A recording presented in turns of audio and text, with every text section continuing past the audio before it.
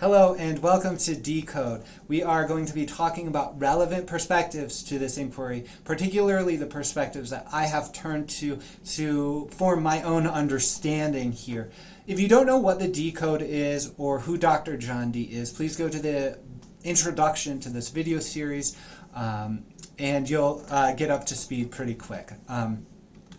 So one of the main perspectives to know about is the Golden Dawn perspective. This is one of the ways that people know about Enochian because Enochian magical practice was literally central to the Golden Dawn experience, and it involved it really came about because the practitioners of Golden Dawn looked to the past, looked to some of the Merrick Caspont, the Ashmolean manuscripts, and really brought that Enochian system into their system. And this is one of the types of things that happen with this system. We go, it's incomplete, it's unknowable, it's ripe for projection. It is sort of like an inspirational text. It's sort of like how the Bible has inspired so many different denominations of Christianity. Golden Dawn is one denomination of thought and interpretation.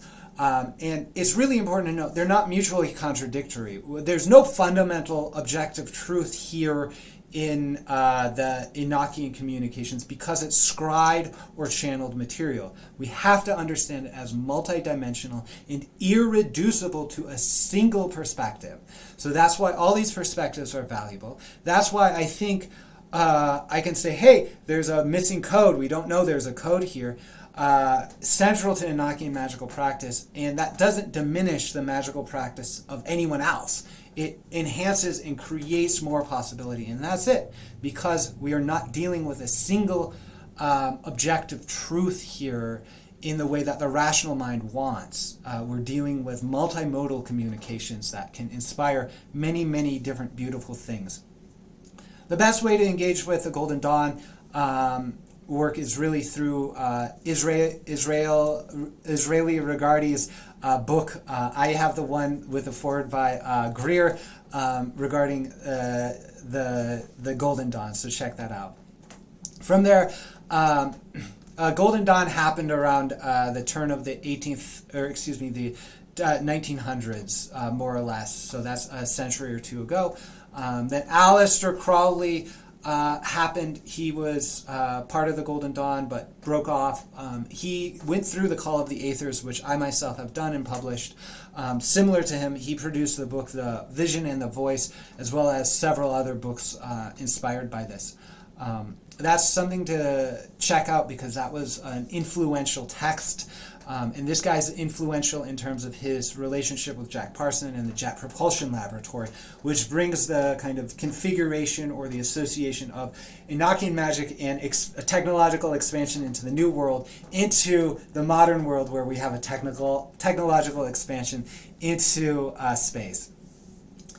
From there, we've got Lon Milo DuQuette. He's got the Enochian Vision Magic book. He's a magical practitioner, but he has a really sensible and practical approach to working with this. It's really a clearly based in the spirit diaries themselves, not through secondary sources, but all the way back. And it goes through many of the fundamental procedures and practices, as well as offers a sort of Western esoteric perspective of the rituals that you might do. So it's a really great source to start with.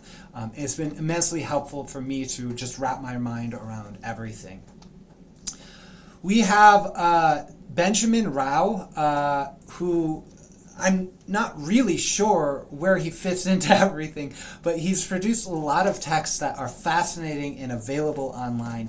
I found this paper at academia.edu. It's also available at several other websites, but it is the Enochian Magic reference, and it really goes through point by point really in a beautiful synopsis, very clear as to what is happening and what's going on, and what are all the tools that are necessary to engage in this practice. So I go back to this whenever I need a clear understanding of what's going on.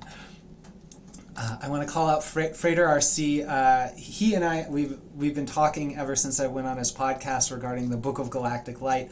But he recently put out this course. I'm literally still going through it.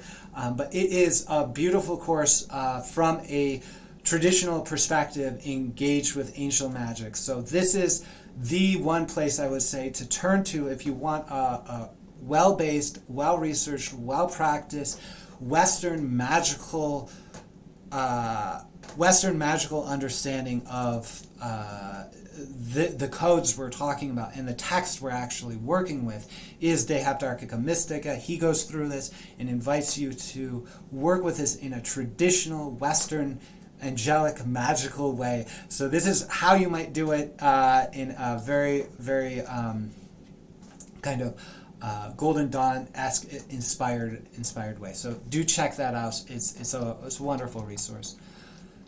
After that, we've got Vincent Bridges, who's a really interesting character. He understood himself to be the reincarnation of Crowley and Edward Kelly, and he has some wild revelations as part of the experience here, and has really inspired Dan Winter and Teresa Burns, Alan Moore in their work. So this is the text, the Ophanic revelation that really talks about calls of the Aether and Enochian magic and what his contribution is.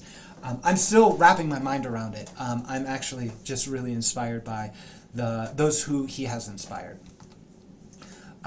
Like I said, the Alchemy and Enochian/Ophanic Magic Facebook group is a wonderful resource. They have amazing files, they have kind moderators, they have encouraging people. So they have posts that are meaningful, well written. It is one of the last bastions of civility on Facebook I have encountered. So please do join that and contribute there. Another person I want to call out is EnochianToday.wordpress.com. This is Cliff. He is a practitioner and shares his practice online. He is clearly in connection with the angels and is sharing his work from a perspective of Buddhism, as well as several other meaningful perspectives. He wrote a paper called An Overview of Mathematics and Astrology in the Enochian System that is a really strong clue. It's a really wonderful way to engage with some of the complexities of the system and really spelled out in ways that are simple, complex, and potent. So please do check out his work. Alan Green produces the work, the Bard Code. He deciphers Shakespeare sonnets, the King James Bible, and is sort of coming to an understanding of a vast literary conspiracy related to the encoding of some knowledge that is demonstrably associated with the Enochian tables of John Dee. So this is a wonderful resource to understand how encoding happened back then.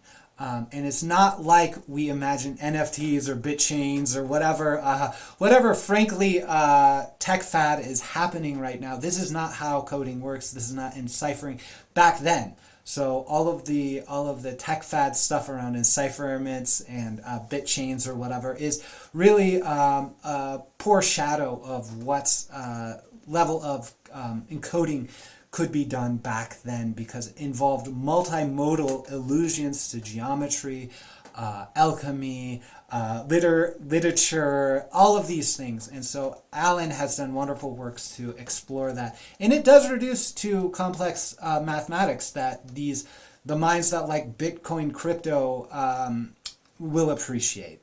As you can see here, there's physical constants embedded within the pages themselves. Jason Louv is another magical practitioner who is working with the John Dee material. He actually synchronistically lived across from Alan Green as both of them were going through their codes, things, and they didn't know for years and then finally talked to each other, which is a really interesting experience. But he has a magic school called magic.me. He wrote this wonderful book, so he's a great resource to check out. He's the he's the resource I would check out if you want a kind of holistic, general understanding of the history and practice. It's really both the historical kind of nonfiction thing we're used to, plus the magical practice combined together is a wonderful, wonderful course of work. So those are all the perspectives I've used that are really essential to my understanding. There's many, many more. I'm sorry if I have forgotten someone or something. But the invitations to action for you here and now are to consider your own perspective. What do you believe? Explore the perspective of others. What do they believe? So what can you learn and what can you teach? You can also join the e-course if you're not already for guided meditations, deep dives into the topic, practice videos, and Q&As with me. That's at dcode.org. So now's the time for promos. So if you're in the lecture series and want to skip forward, you can. E-course, likewise, I'll just call out dcode.org with a lot of information regarding this John Dee's work and the code hypothesis here. CosmicDreamSanctuary.org is where I offer dream work and hypnosis practices based in Western and mindfulness traditions. This is where this sort of angel magic sort of comes in. D-SETI.org is all about dream work sessions and trainings for extraordinary and anomalous experiences like ET or NHI contact, but from an academic and research-based perspective. So that's really important to know. This is kind of coming up and out of my PhD level studies at the California Institute for Human Sciences in Integral Noetic Science and Anomalous Concentration. And then finally, we've got the Dreamwell mobile app. You can get to it at dreamwellbewell.com or at the App or Play Store just by searching for Dreamwell. It is the mobile app to help you sleep, dream, and be well. It offers mindfulness training, dream journal, and guided meditation. I am its chief dream officer. I offer the theories behind dreaming and the dream guided meditation. So that's a really great place to connect in with yourself and dreaming. So thanks for going on this journey. We talked a lot about multiple perspectives, and it's really important for you to know that the only perspective that is actually relevant is your own perspective. Everyone else will say these things. I had a really interesting experience myself in contemplating my own perspective relating to the history of John Dee. I had a mysterious infection, actually, after I looked at his scrying material in the British Museum. And I thought I was going to die for a split moment because of it. And so, but it was clearly related to the John Dee material through signs, symbols, synchronicities, and things like that.